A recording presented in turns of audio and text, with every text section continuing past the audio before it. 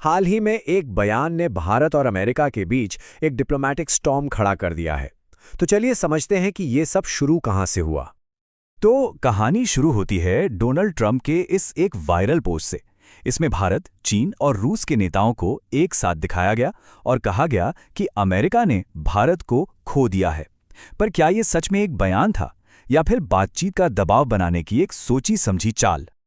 अब इस बयान ने इंटरनेशनल मीडिया में तो खूब हलचल मचाई, पर ज्यादातर विश्लेषण ये बताते हैं कि ये हकीकत से ज्यादा एक सोची समझी नेगोशिएशन टैक्टिक का हिस्सा था।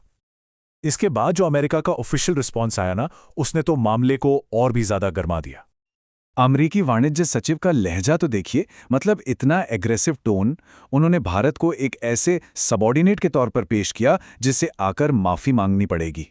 और बात सिर्फ ट्रेड तक ही नहीं रुकी, ये मांगे तो बहुत आगे निकल गईं। ये तो भारत की पूरी फॉरेन पॉलिसी में एक बुनियादी बदलाव और अमेरिकी हितों के सामने पूरी तरह सरेंडर करने जैसी बात थी। लेकिन इस पूरे झगड़े की जो जड़ है, क्या वो वाकई में मजबूत है? मतलब, क्या ये सच है कि अमेरिका भारत के साथ ट्रेड में हार रहा है, या फिर कहानी कुछ और ही है? यह एक बहुत जरूरी बात समझने वाली है। देखिए, अमेरिकी पक्ष जो ट्रेड डेफिसिट के आंकड़े दिखाता है ना, वो पूरी कहानी नहीं है।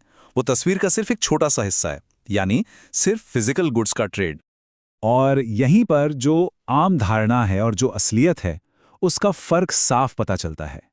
एक तरफ वो सोच है जो सिर्फ सामान के व्यापार को देखती है, और दूसरी तरफ है पूरी तस्वीर जिसमें सर्विसेज, कंपनी का रेवेन्यू और भी बहुत कुछ शामिल है। अब जब हम सिर्फ माल से आगे बढ़कर देखते हैं तो एक बिल्कुल ही अलग तस्वीर सामने आती है। आप देखिए, टेक कंपनियों से लेकर भारतीय छात्रों तक भारत से अमेरिका की तरफ अरबों डॉलर्स का रेवेन्यू फ्लो हो रहा है, जिसे अक्सर इस बहस में नजरअंदाज कर दिया जाता है।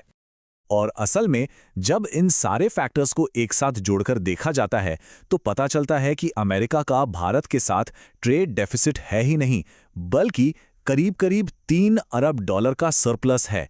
जी हां, सरप्लस, मतलब अमेरिका असल में ज्यादा कमा रहा है।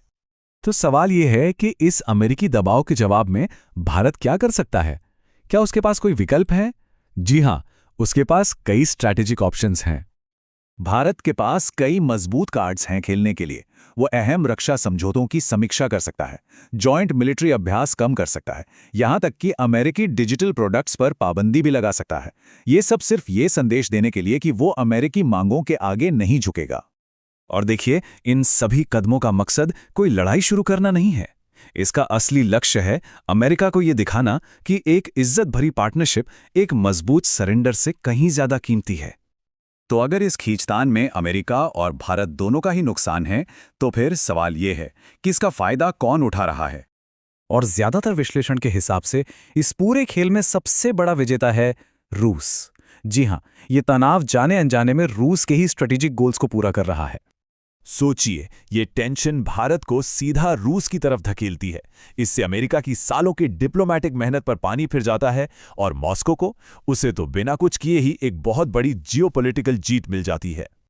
और ये सब हमें एक आखिरी और शायद सबसे जरूरी सवाल पर लाकर छोड़ देता है कि बदलते हुए ग्लोबल अलायंसेस के इस नए दौर में भारत का अगला बड़ा स्ट्रेटेजिक पार्टनर आखिर कौन होगा? खैर, इसका जवाब तो आने वाला वक्त ही देगा।